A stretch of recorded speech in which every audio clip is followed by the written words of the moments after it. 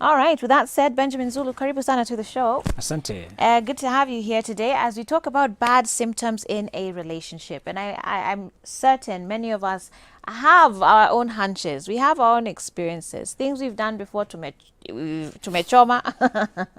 But sometimes we like to ignore them. But maybe we can hear a few from you. What are some of the bad symptoms in a relationship? One, if communication is minimal or always negative. Yeah. One guy told me the lady will not talk in the house when she goes to work. She's sending many negative messages. Oh, no. Complaining over this, over the other. But she won't tell him in person? In the house, she's aloof. When she's off, she's sending. If you have something like that, that's a bad symptom that needs to be addressed. And just you need to also remind people that ignorance is not a solution. When it comes to relationships, you've got to face issues. If you ignore it, it will come back to haunt you. It will complicate it together with other issues. Because you said when you get together, you're doing life. And life, even without any of you doing anything wrong, will present challenges. Another sign is when differences are criticized instead of being celebrated. Okay. If one is extroverted, why are you always talking? You got too many people. Why can't you sit? Because the other one is introverted and reserved. And they're comfortable to stay in the house. Just you look like the kind of people who can be comfortable in the house the whole day. I wouldn't mind being in the house the whole day. I'll be working, but I just want my space. I can't make it. You need people around you. I need to talk, to do things. So if me and you, instead of celebrating how we are different, I start putting you down. Look at you. You even, and now you look at you. You can't even. That difference is supposed to be celebrated, appreciated. But if a person is always criticizing you for the way you are, instead of embracing how you, in any case, Joyce, we chose each other. Well, let me ask you about that, Benjamin. It's good you've brought this up because I think there's also a point where, in a relationship, you also learn to adjust to one another. Is there a point at which you kind of, I don't want to say change who you are, but you adjust yourself? Thank you. For the relationship. In fact, we need to announce that you don't change anybody. They just grow. We don't change, we grow. So to grow means to improve. I will not mutilate my personality for being an extrovert. I will learn how to manage the excesses and how to adapt. I must adjust to make the relationship work. You get? So at what point should that be not criticized in quotes? Because I'm saying it very lightly. I know. Yeah. So number one, we are saying, don't try to change my personality. Help me develop my character. Okay. Are we there? Yeah. For example, I'm extroverted. That doesn't mean I'm flirting with every woman. Right.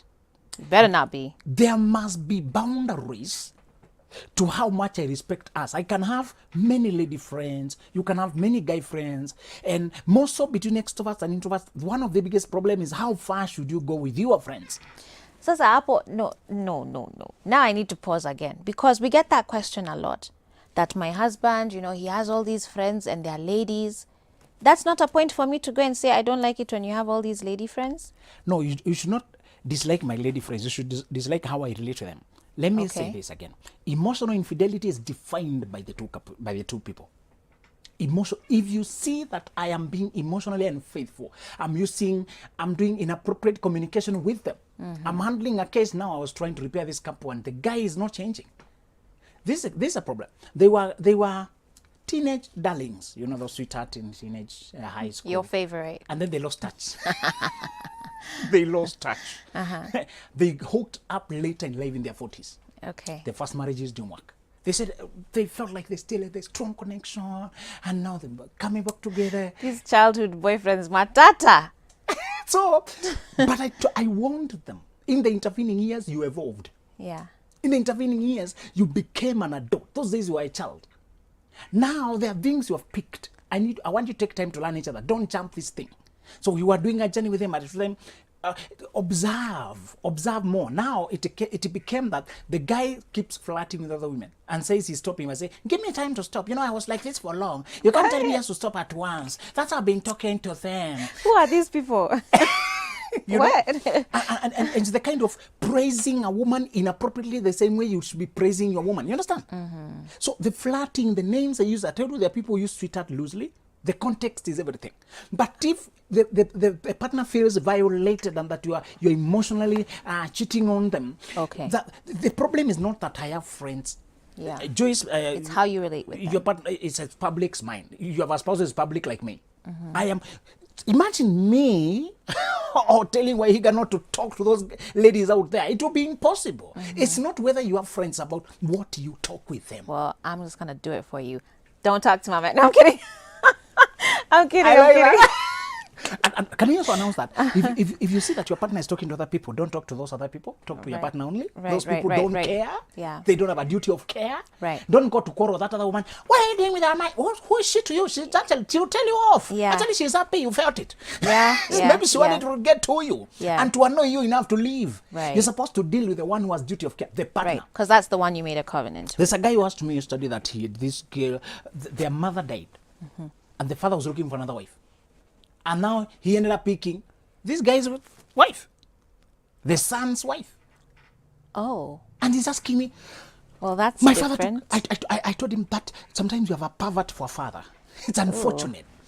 But I told him, I don't want you to look at him. Look at the wife who chose your father over you. Right. So stop talking to those other third parties, whether your parents or whoever. Talk to the one you had signed a contract of duty of care with. Oh, but that's messed up, Benjamin. That's really messed up. It is. But you see, Joyce, sometimes in life is not what happens to you, is what happens in you because of it. This guy always had that potential. This father always had that potential. Right. He's that Team kind of Mafisi. man. Exactly. Yeah. So and Joyce, we have said, one thing I want you to wake up to reality and take a full stock of your situation in life. My father is like this. My mother, I know the potential of my brother. You need to take stock. Sometimes, especially people from polygamous families, oh, yes. alcoholic fathers, mothers, Just whatever, violent parents. I took stock. Important. I realized I had no male role model from my father's side. I looked around. I said, there's no guy who did a wedding, guy who graduated, guy who lived faithfully with a woman. I had none. So I had outsourced role modeling. Yeah. Some of us, we have to acknowledge sometimes you are born into a messy situation and it falls upon you to correct it. And it's not you who messed it up. In fact, sometimes you take a lot of time repairing what you found damaged. One sign in a relationship, one bad sign in a partner is one who is not correcting the family patterns. Okay. There's one guy, and he told me, I'm marrying this lady, and from the last 4 generations, they're single mothers. Okay, and she said, I don't want to judge her according to history. I know she couldn't choose that, and men, I'm just. But now, yes, she's very inconsistent. Do you see your problem now? You're overlooking. They're not red flags. Historical background are not red flags. They're alarms.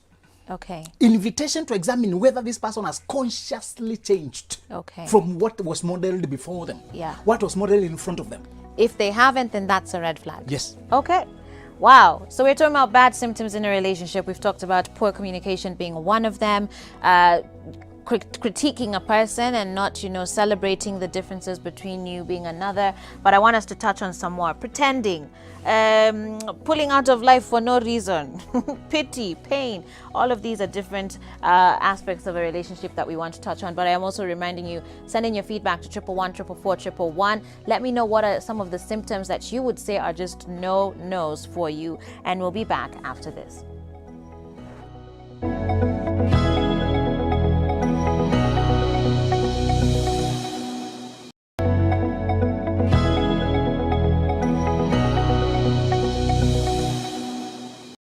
Hey there, everybody. Welcome back to Full Circle with Joyce.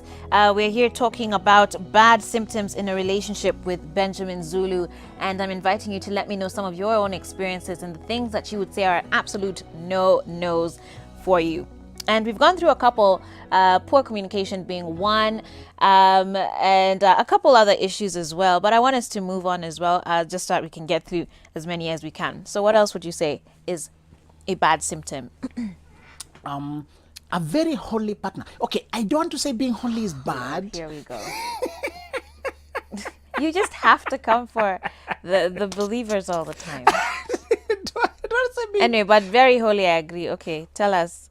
Remember Ecclesiastes says, tread carefully. Don't be too holy, lest you destroy yourself. Don't be too weak. Why die before your time? I'm talking about a person who is using church and spirituality to hide. Yes. We are all supposed to be godly, based in God, conducting our calling and remembering the seasons of our lives. But there's a person who, even when you go to camps, I have a case where you go to camp and the guy won't play. He's talking deeper things. You go sit and start sharing testimonies. Can you imagine? Even let him witness now. And people are jumping rope and discussing. What do you think about Benjamin, you're making this up. Please the tell me. ecclesiastical No, background of no, Hebrews? no. Tell me you're making this up. It's a case I'm dealing with. So the guy is working, being paid over. He was being paid well, like over 100K. And part of what we are dealing with is that he would use like 60% of that to church projects and missions to the underprivileged and buy both for the unreached, so that he has no property. Over 3 years, the girl started growing spinach, small things there, to take care of their baby. They go for honeymoon, Oh, they and have the a whole baby. time is yes, they got a baby later.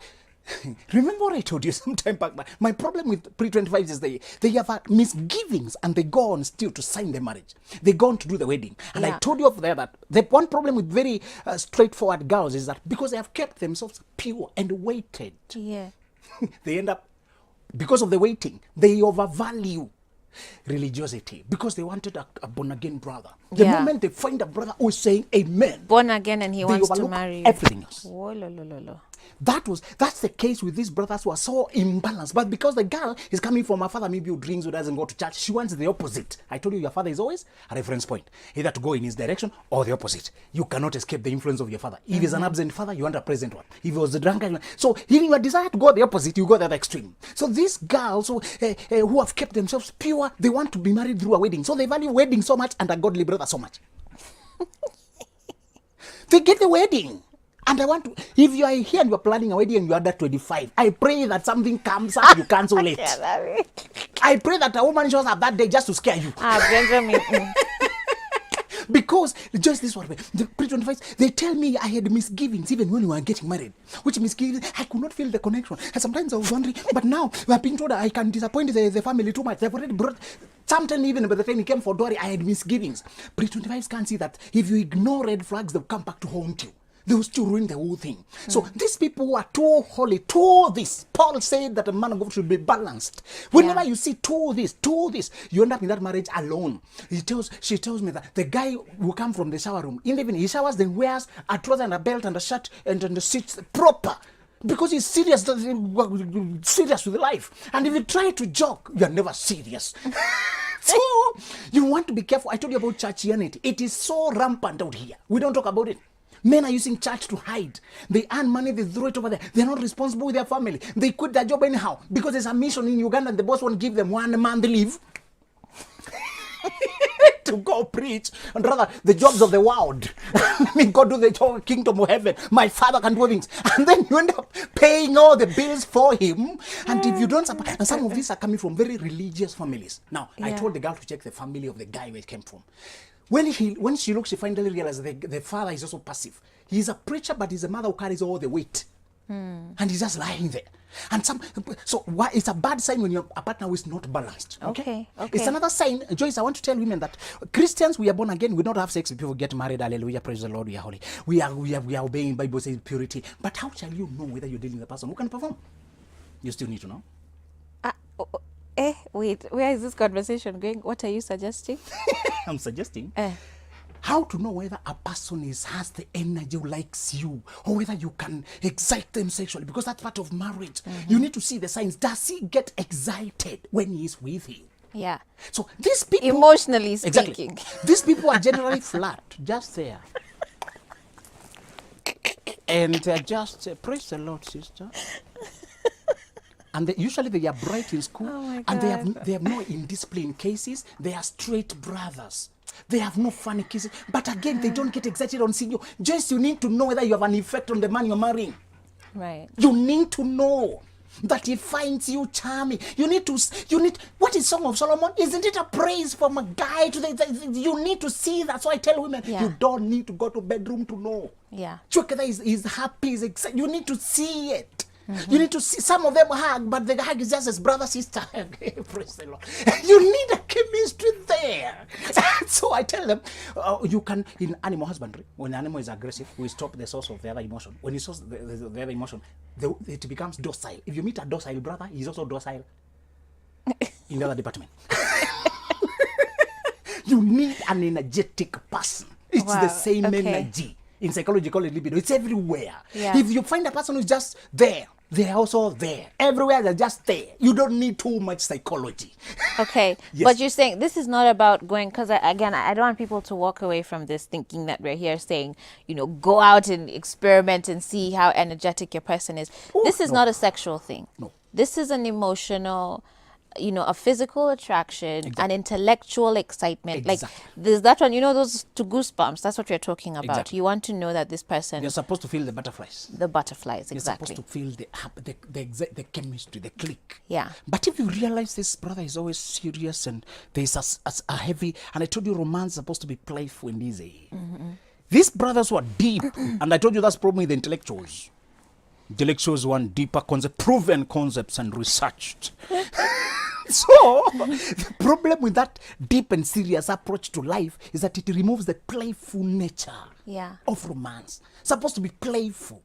Avoid brothers who are too serious. You might, and I told you, if you come from a father who is unstable, he was maybe a hyper drinking. But Benjamin, how do you know if they're too? I mean, because people project them. You put your best foot forward, so you want to present yourself seriously. You can, but it's only when someone gets closer that now you show them your other side. Very good. You can peer through the mask. Joyce, if we just spend time with you today, we are taking dinner somewhere or 2 hours just talking.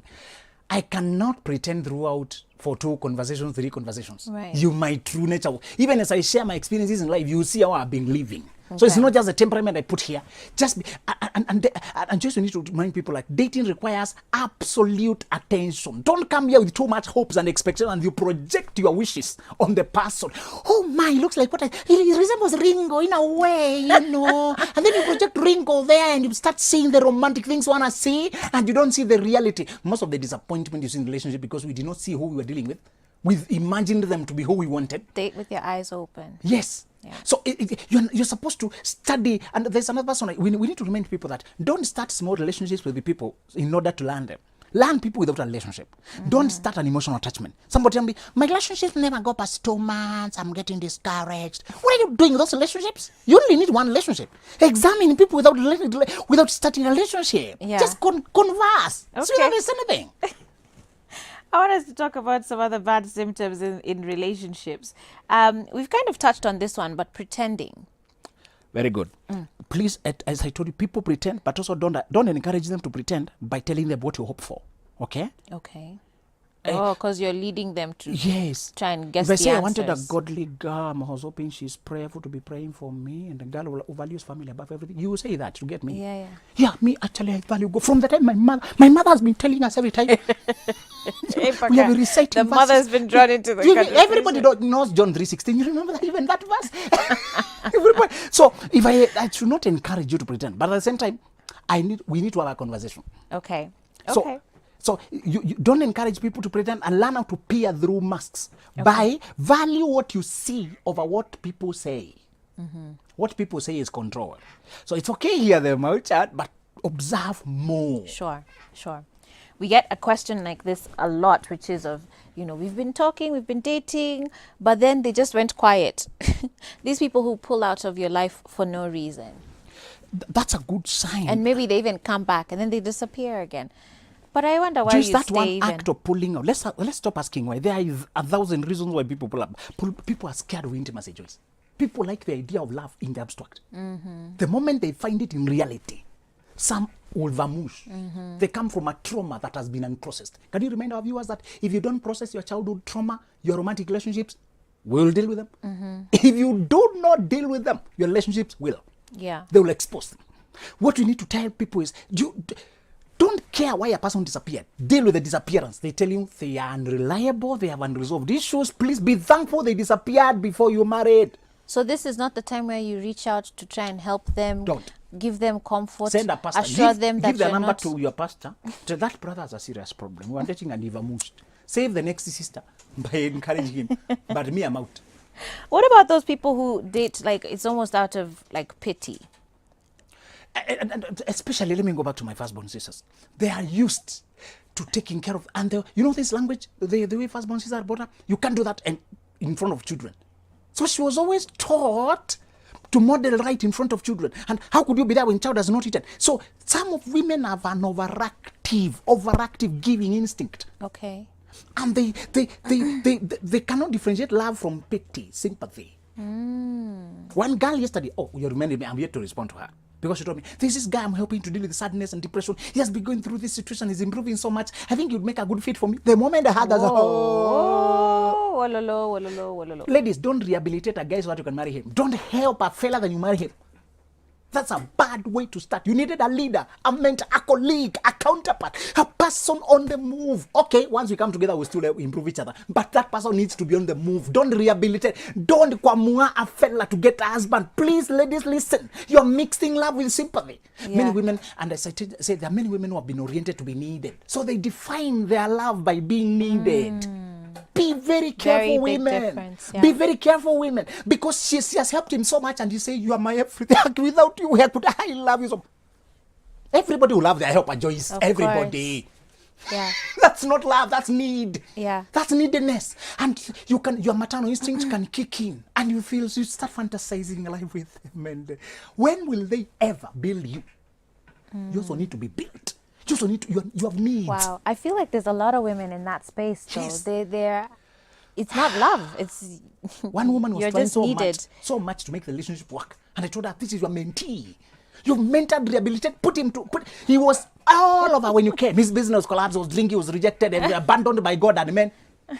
And you came to pick him. Now he can actually smile. If it were not for this, she's my everything. I love her so much. Oh, Lord. That's dependency. And then I told her he had started behaving with contempt. But let's also qualify this, because there are men who, you know, they really appreciate, and even from celebrities, the woman who's been his ride or die. She's been there from day one when he didn't have anything. Thank you for bringing that up. Let's there's qualify. a point of supporting someone. The way you're seeing me, Joyce, so how do you mark that I've difference? also been so improved by my woman. The difference is this. When we come together, we got to be both on the move, not stuck. Then we improve each other. The other case is where the one person was stuck completely. They are not in charge of their lives. They are not in control of their lives. Their character is off. They are dishonest. They are addicted to drugs. That's not improvement. That's a person you need to help from the side. Don't try to marry them. You need to marry a person who qualifies to lead you, qualifies to mentor you, qualifies to challenge you. The challenging and the building is mutual. You get it? You're supposed to get a person who is capable of improving you, capable of leading. In fact, when you came, you were talking about progress. When two are better than one. When you came together now, we improved how we are performing as a team. We did not come together as rescuer and rescued. It's not a rescue case. It's a perfect match. You complemented my weaknesses. So she can still help, you know, send you some money, because that's, some cases are like that, where the guy needs some financial support, he needs some emotional support, maybe he's trying to start a new career. You're saying that's okay, provided both of you are on the move. That's okay, as long as he is not, you're not sending to rescue him. You're just opted to us. And I say, Joyce, is a taboo for a guy to borrow a lady money. If a guy comes to date you and is borrowing you money, flee. That's not a candidate. No, guy is supposed to borrow money from other boyfriends, not you. How can you lend him money and lend him your hand in marriage? How many things do you have to lend? Are you World Bank? Yeah, you World Bank. Yeah. Okay, I want to ask you about this one. There are people who are out really just to benefit themselves. It's almost like there are people who, like, you're just there, they are shopping mall and they're just taking from you. You'd think one would have sort of noticed this early on, but it seems that people only almost come to a realization of it later on in life, that they were being used. That's very true. And it's once you realize you are giving more than you are being given, that's a tilted relationship. Tilted relationships, sometimes they may make you think that actually it's working, and it's because it's neediness. So you need to, every now and then, once you feel, and you know, there's always that thing telling you, I think I'm giving too much. I think I'm assisting too much. And I want to warn women to stop taking men in their houses. Okay. Stop inviting him to live with you. Yeah. Stop that. Don't live with him before you officialize things. After you marry, you can live in any of the houses that is convenient. After you marry, after you become a unit. But before, once you come in, how will you get him out?